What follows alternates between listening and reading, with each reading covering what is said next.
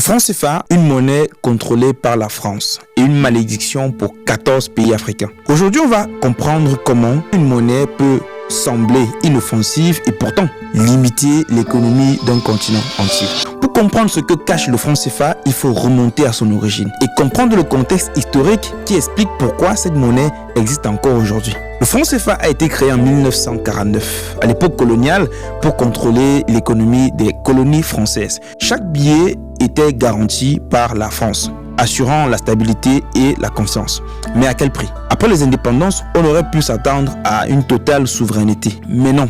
Le lien avec le trésor français est resté. Les pays doivent déposer 50% de leurs réserves de charge à Paris.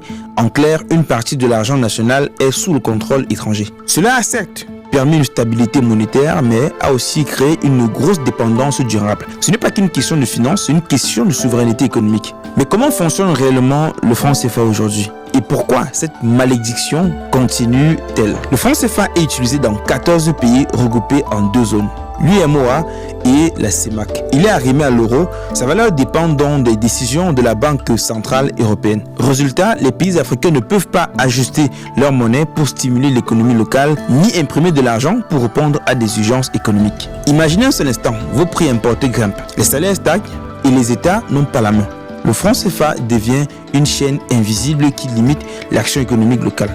C'est clair. Chose encore difficile à avaler, les conséquences ne se limitent pas là. Elles touchent donc directement les citoyens et l'économie réelle. La malédiction du franc CFA se ressent à 3 niveaux principaux. Le pouvoir d'achat limité. Si l'euro monte, les prix locaux augmentent.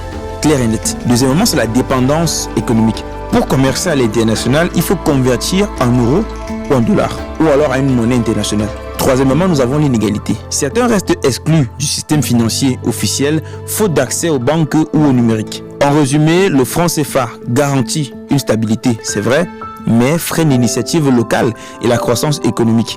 La monnaie protège contre l'inflation, mais elle empêche le contrôle des États sur leur propre économie. Pour saisir le pourquoi le franc CFA est considéré comme une malédiction, il faut voir ce que cela signifie pour la souveraineté et le futur de l'économie de l'Afrique. Certains économistes appellent cela malédiction du CFA. Stabilité financière, oui, mais contrôle totalement externe.